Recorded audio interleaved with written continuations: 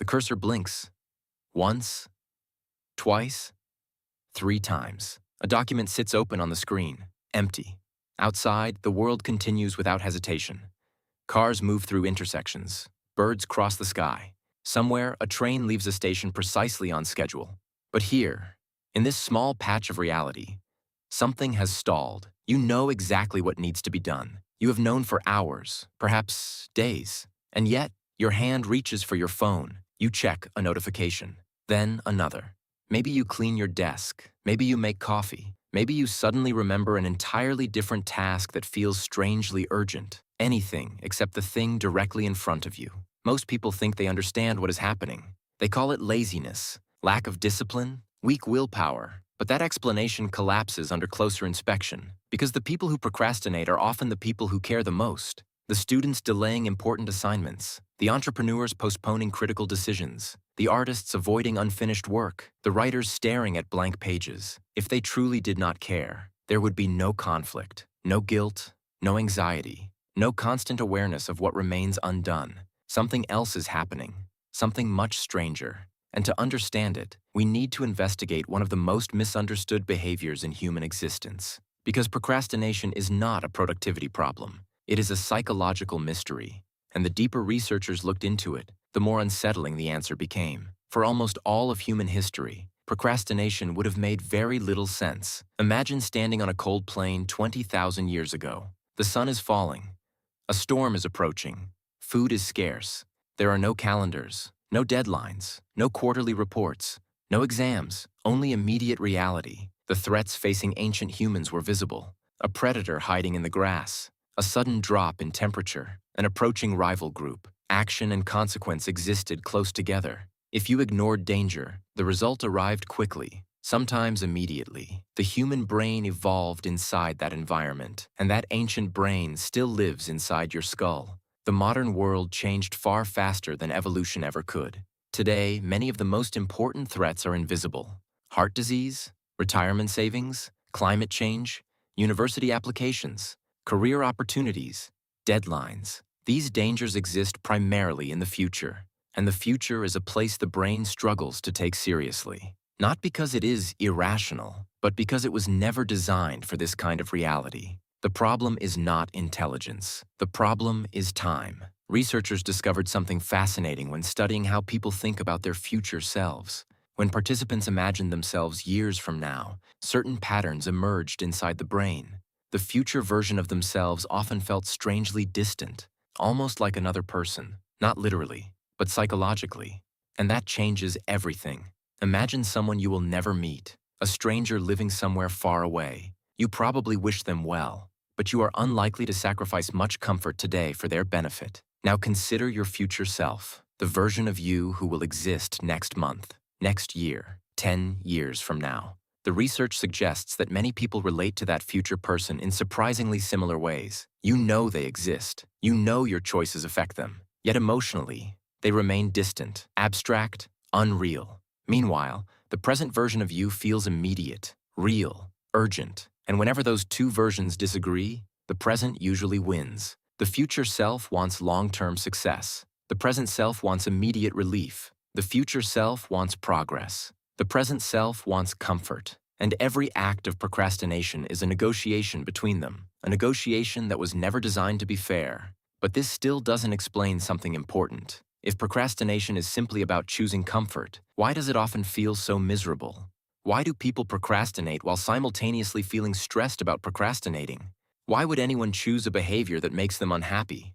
Researchers eventually noticed something unexpected. People were not always avoiding work because they preferred pleasure. Sometimes they were avoiding work because they wanted to escape a feeling. Fear, uncertainty, self-doubt, boredom, frustration, shame. The task itself was not the real problem. The emotion attached to the task was. This realization transformed how psychologists viewed procrastination. Because suddenly, procrastination stopped looking like a time management issue and started looking like an emotional survival strategy. The brain was not asking, "How do I finish this?" It was asking, "How do I stop feeling this?" That subtle difference changes the entire story. When a task creates emotional discomfort, avoidance provides temporary relief, and relief is powerful. Powerful enough to override logic, powerful enough to override long-term goals, powerful enough to create habits that seem completely irrational from the outside. The brain learns something dangerous. It learns that postponing discomfort works, at least temporarily. And once the brain discovers a reliable escape route, it begins using it again and again. This becomes especially dangerous when perfection enters the picture. Most people imagine procrastinators as careless. Researchers often find the opposite. Many chronic procrastinators care deeply, sometimes too deeply. Imagine standing at the edge of a project that matters to you. A business, a book, an exam, a dream. The more important the outcome becomes, the more threatening failure feels.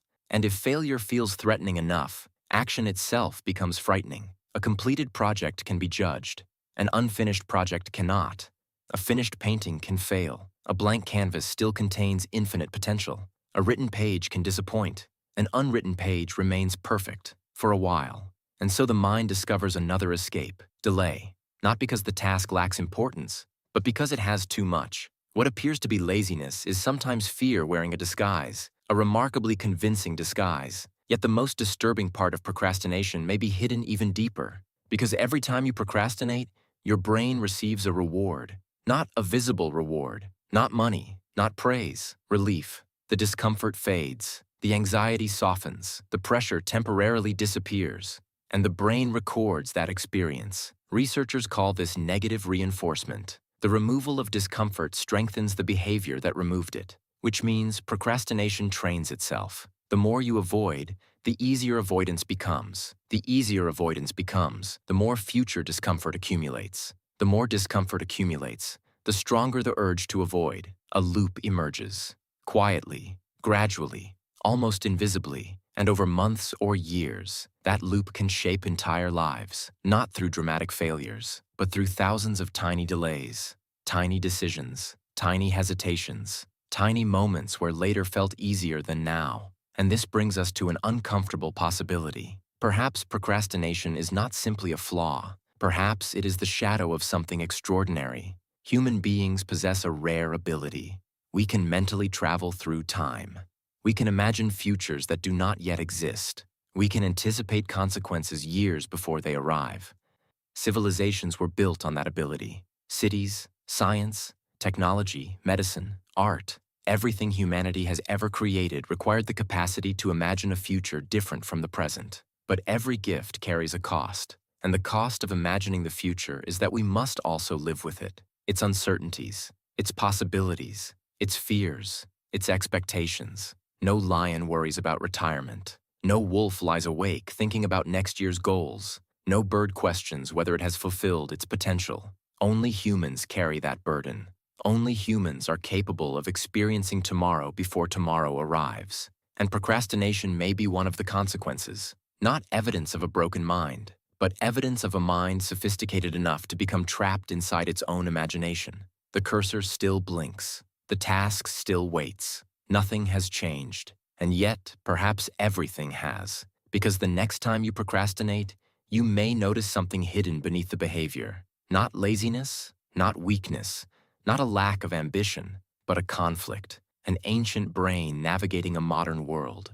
A present self negotiating with a future self. A conscious mind attempting to manage emotions it cannot always control. The real mystery was never why we delay. The mystery is why a species capable of imagining centuries into the future expects itself to move through time without resistance. Perhaps procrastination is not simply the refusal to act. Perhaps it is the price of awareness itself, the shadow cast by a mind that can see tomorrow, and sometimes fears what it finds there.